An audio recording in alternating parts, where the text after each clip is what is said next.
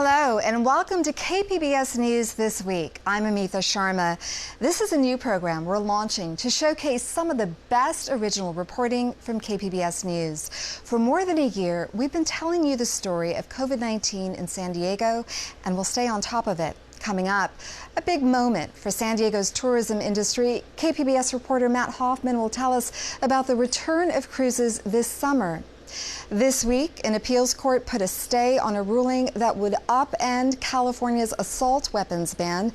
Alexandra Rangel shows us the surge in gun ownership among women. And what is Latinx anyway?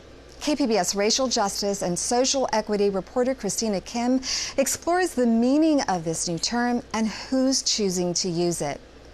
We start with the pressure that comes with paying the rent in San Diego. When our local eviction moratorium ends this fall, it's unclear how many renters might lose their homes. KPBS investigative reporter Claire Tregerser found that a relief program doesn't always serve those who need it most. How old are you? I'm 2 years old. Ramon Toscano is a day laborer and father of 5 kids, soon to be 6. Together with his wife and mother-in-law, the family lives in a 2-bedroom apartment in Vista. This began, with the pandemic in March, and we tried to ask for loans and used our savings to pay rent, but then it became harder for us. When the pandemic hit, work dried up. They soon fell behind on rent. We could eat or we could pay rent. I mean, that's a really hard decision, no? The family applied to the county's rent relief program this past March and waited. Finally, the money came last month. Rent relief was meant to quell a tsunami of evictions, but across San Diego County, the money is only just beginning to trickle out. The county has doled out only a quarter of the money it's received as of last week, and a KPBS analysis of the funds reveals that wealthier zip codes disproportionately benefit. Residents of San Diego's downtown high-rent district have gotten the most so far. Little Italy and the Gas Lamp received almost $1.4 million, while residents of some of the county's 3 lowest-income neighborhoods each received a fraction of that in Logan Heights, San Ysidro, and National City. And the zip codes where residents have had the best chance at receiving rent relief are some of the wealthiest in the county: Rancho Santa Fe, Poway, Little Italy, and the Gas Lamp. Part of the problem is getting the word out to renters for how to get help, says Azucena Valladolid at the San Diego Housing Commission. The list is so long. We did paid advertisements in both English and Spanish on the radio. There are numerous issues with how the money is going out, a complicated system that is difficult for tenants to navigate, the fact that money can't be given to people who've taken loans to pay their rent, and the requirement that landlords cover 20% of the rent money. That the eviction moratorium does not absolve a tenant's financial responsibility to pay, all of the rent. We have been advocating for significant changes to the state's SB 91 guidelines. If those changes happen, and that's a big if those changes happen, we would be able to exhaust all of the funds that we have. She says they've seen many tenants who, despite the eviction moratorium, prioritized paying rent over other bills. They may have taken out loans, may have charged on their credit cards. Unfortunately, under the current program's guidelines, right, in the states, we are not able to pay or provide assistance for people who have taken out loans. For Toscano, the Vista resident, he did get some money, but nothing to cover April, May, and June, the months he waited after he applied. California is considering a plan to forgive all back rent for people like Toscano. He owes almost $5,000 and is worried. Maybe we're one more homeless statistic, because if I don't have enough money for my rent, what's going to happen? I'm going to take my family onto the street or in the car to live? Toscano says this is all because of something his family didn't ask for, the pandemic. Before the pandemic hit, he says he always found a way to pay the rent, one way or the other. Claire Tregerser, KPBS News.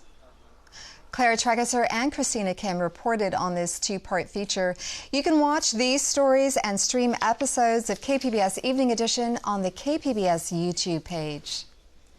The cruise industry was among the first to be hit by the COVID-19 pandemic.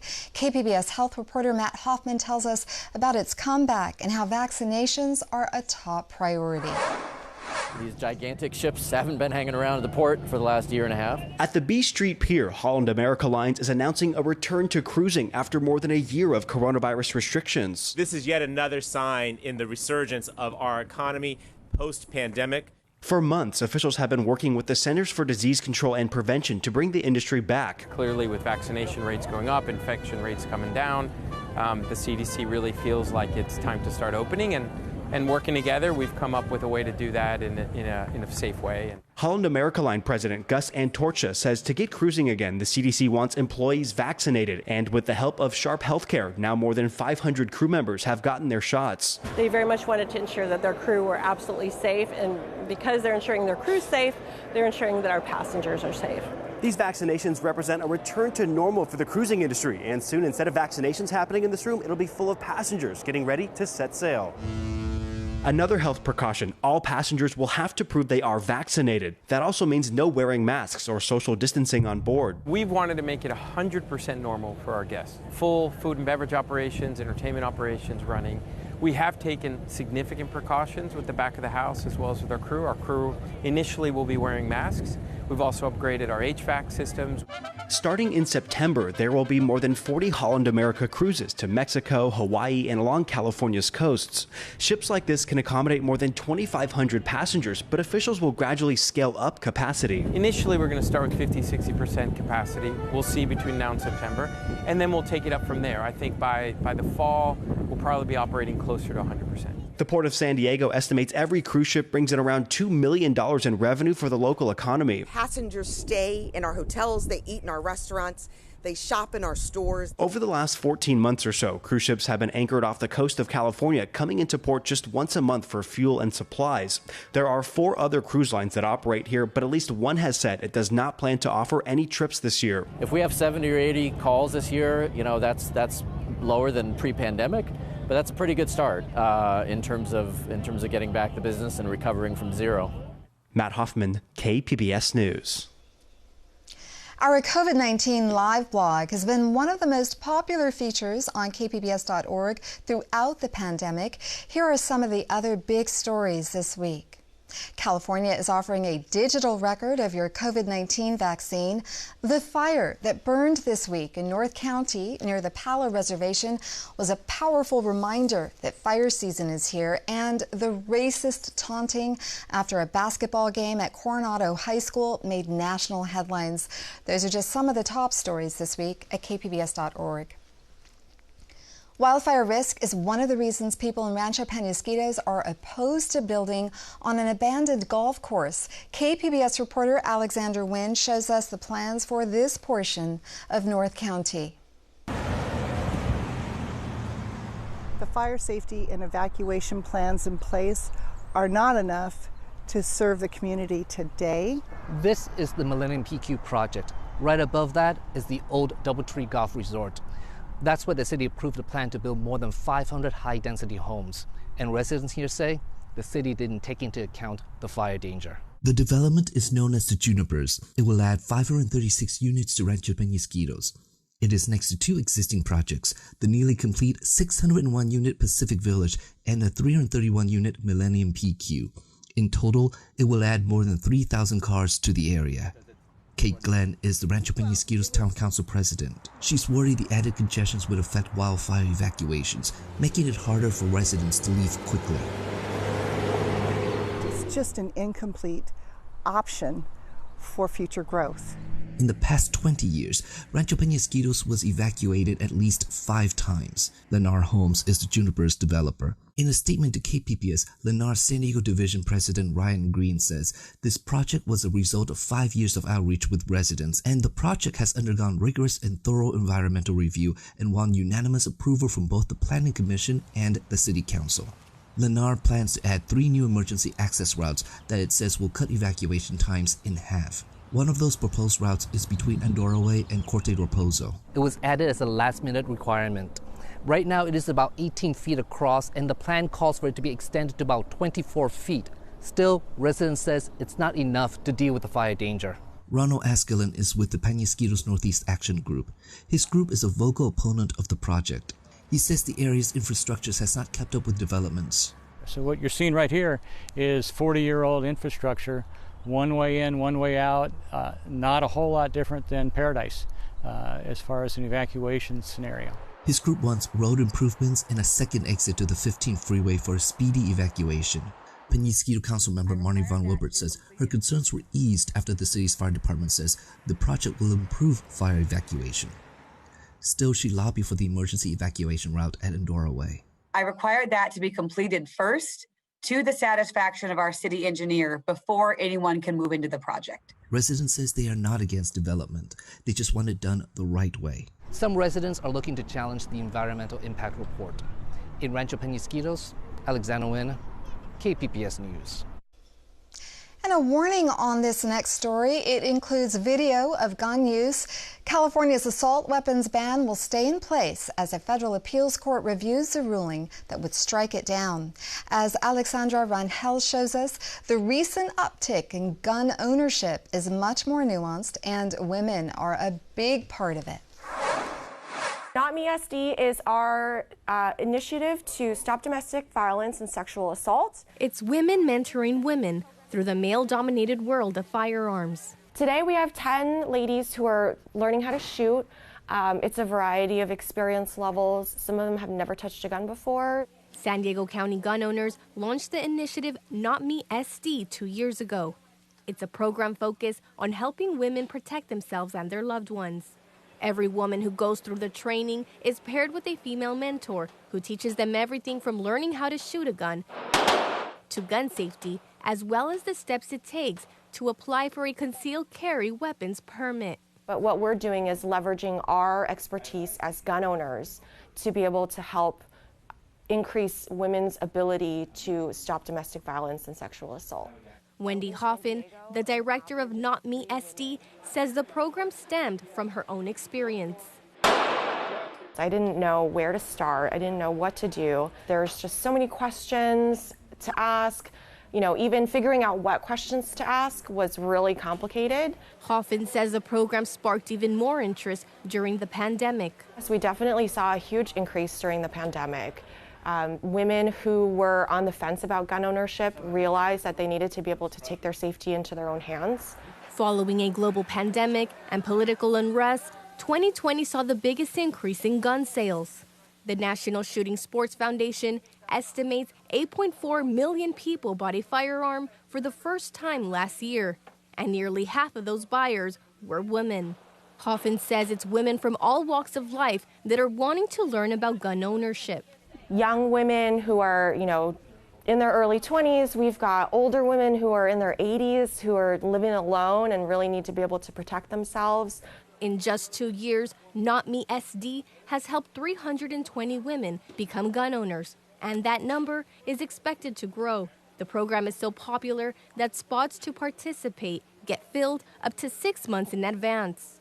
Just being a woman nowadays and just feeling like I need that extra source of protection. Janine Abdullah has been wanting to buy a gun for a while. After hearing about Not Me SD, she decided it was time to learn more about firearms. More women should take more steps to protect themselves and be at least comfortable being around firearms. And I don't think nowadays enough women are. Melissa Morris, a firearm instructor and mentor for the program, says it's all about arming women with the knowledge and empowerment. I see their fear diminish, their confidence increase, and their skill level improve.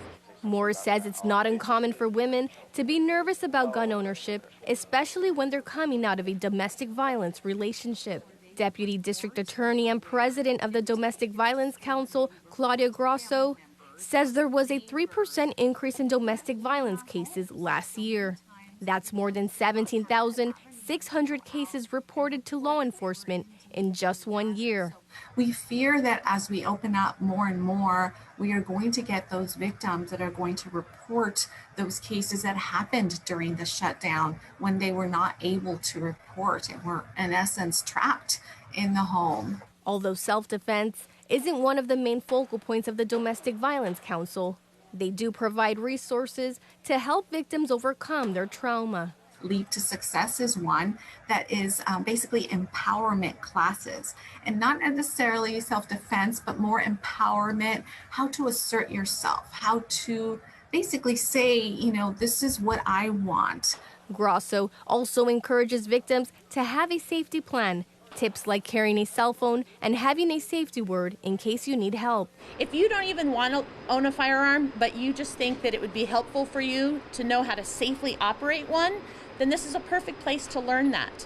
Those interested in learning more about the free program can visit notmesd.com. Alexandra Rangel, KPBS News. We might look back on this weekend as a turning point in the COVID-19 pandemic for Hollywood. It's not just Universal Pictures' hope that the latest Fast and the Furious movie draws big crowds. Here's KPBS cinema junkie Beth Acamondo's review of this long-awaited summer blockbuster.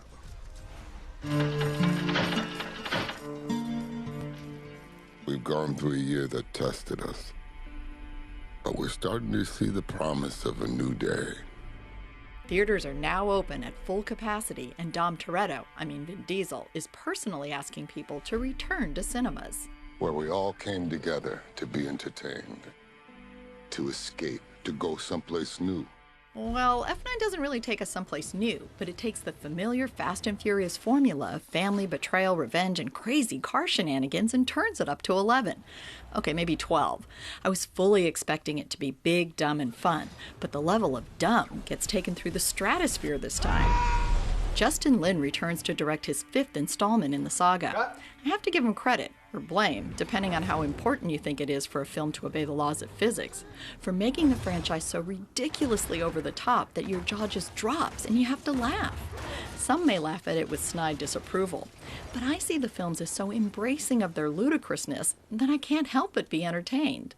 Vin Diesel's Dom is a more invincible action hero than those Marvel super soldiers. And adding to the surreal absurdity of the film is the way that Lin and Diesel seem to think that the Toretto saga is on par with Shakespearean drama. But again, the intense seriousness that Diesel invests in the role is just another level of outrageousness in the film. I mean, people come back from the dead repeatedly. Surprise. Rockets get strapped to cars. No, that's not impressive. And we're reminded of physics and the laws of gravity only to have them dismissed like fake news. F9 clocks in at far too long with far too much plot exposition for a film of this silliness. But for audiences who've been streaming films in home theaters for more than a year, F9 may offer the perfect mix of escapism and big screen flamboyance to lure them off their couches and into a real cinema.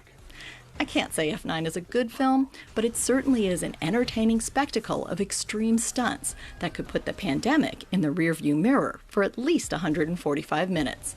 Beth Acamondo, KPBS News.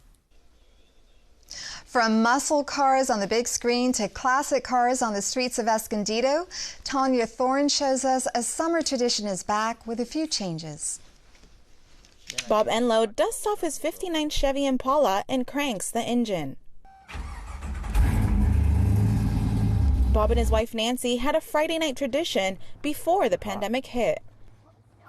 And having dinner, it's like a date every Friday night, so it's a night out. So for years, the couple has attended Cruisin Grand, the classic car and hot rod show on Grand Avenue in Escondido. I used to go there before we had cars, and I said, look at all them old guys, they got nice cars, and so we're one of the old guys now. Last year would have been the event's 20th anniversary, but the stay-at-home order put a pause to its 20-year streak. It helped the city of Escondido, it helped the businesses downtown, because it brought more people in from all over, not just local people. So we missed it a lot. But now the summer event is back. It means a lot to us older people with classic cars, because every once in a while, maybe go to a car show, but Cruisin Grand, you get to see your friends all the time, and you make new friends. Only this year, there are some adjustments.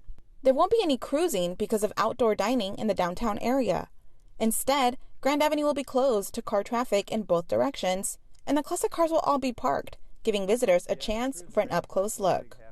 Although the classic cars at Cruisin Grand are fun to look at, the event also brings in visitors, which means more money for local businesses. Diana Gill, the manager of Felipe's Pizza on Grand, is excited for the event's return. Super excited, but at the same time kind of nervous because we are understaffed like a lot of restaurants right now. But we're looking forward to it. I just hope people are really nice and understanding that we're going to do the best we can. The free family event will start at 4 p.m. every Friday through September. We're headed to Cruisin Grand. Tanya Thorne, KPBS News. KPBS has you covered with unique, locally produced podcasts for your weekend listening, including special interviews from Port of Entry.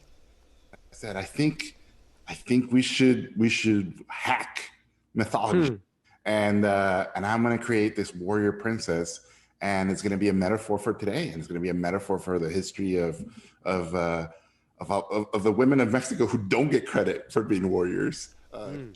That's host Alan Lilienthal hosting a live stream on the KPBS YouTube page this week with director Jorge Gutierrez.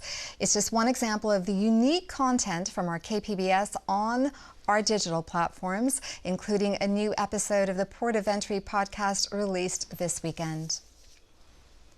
Port of Entry examines our cross-border culture, and part of that is how we identify ourselves and relate to each other.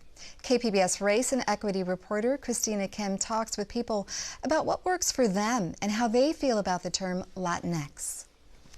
The way people choose to identify is always changing, especially when it comes to defining Latinidad or anyone of Latin American descent here in the United States. And identify as Chicano. I identify as a queer, migrant, Chicanx. And I identify as a non-binary, queer, Latinx person. I identify as Mexican American or as Hispanic. At KPBS, we're now using the term Latinx, which is a non-binary way of saying Latino or Latina, in an effort to be as inclusive as possible. But we know it's not definitive and has proved controversial, because how we identify and are identified by others can get, well, personal. That's something UC San Diego professor Ariana Ruiz, who teaches about Latinidad, knows all too well. It's the politics of labeling, and with that politics, of course, our conversations around race, sexuality, gender, all of those components come into play.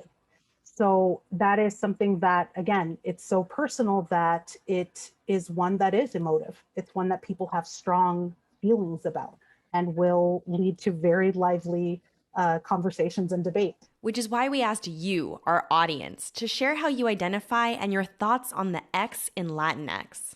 We got almost 200 responses, and they showed how deeply many of you are thinking about this many-layered issue. Some, like Priscila Vidal, who identifies as non-binary, embraced the Latinx term years ago. When I first started identifying as non-binary, folks is like, no, it's either male or female, and for me, I just don't identify as male or female. I feel like very gender neutral, and so the whole term Latinx kind of feels like that, but it also feels like it's its own movement and its own community. Others, like Rodrigo Tapia of Chula Vista, prefer terms like Hispanic or Latino because they connect him with his roots as a Spanish speaker. He understands the need to be inclusive, but thinks Latinx erases his connection with Spanish, which he grew up speaking. It lists a little bit of whitewashing insofar as the language is concerned. You know, because again, to me, Latino or Latina or even Latinx means that you're identifying with a culture that holds Spanish, you know, in a special place within our community. Another Chula Vistan, Michael Nzunza, also doesn't use the X. He prefers the term Chicano, a political identity label often associated with Mexican Americans that emerged in the 1960s during the Civil Rights Movement. Like Tapia, he thinks Latinx is a term imposed by white people. I've never heard anyone use it. I've never heard anyone identify with it. And it's just a term, I don't know if it's gonna stick or not, but it's not from us. Just like anything else, it's not from our community. And that's a big tension point. Where did Latinx even come from? Professor Ruiz says that's a difficult question. So there is no one origin story. When we're thinking about the use of the X within Latinx or the move from Latino, Latina to Latinx, the X is one that is discussed as coming out of indigenous communities throughout Latin America. It's one that we've seen used within Latin American feminist circles as well. When we're talking about Latinx within the US, as it's tied especially to the LGBTQ community. Because of the lack of clarity about why people started using Latinx, people have their own interpretations and understandings about it. Alejandra Lucero Canan identifies as queer, Latinx, and Chicanx. And unlike Inzunza and Tapia, doesn't see Latinx as a colonized label coming from outside the community. She likes using the X because it makes people stop and think about who's being left out. The X makes me think of the people that are not often included in these conversations, non-binary people, Afro-Latinos or Afro-Chicanos, and people with disabilities. In the end, there's no single definition or understanding of any of these identity labels. But Ruiz says that's a good thing. We want to think about it as embracing the tension, really leaning into the messiness that is a term like Latinx, like Latino, this question of Latinidad. It's not one singular thing, but one that is much more multifaceted and has lots of different histories and experiences tied to it. Cristina Kim, KPBS News. And we hope you enjoyed this look at some of our best original reporting from KPBS News this week. For all of us here at KPBS, I'm Amita Sharma, and thank you for joining us.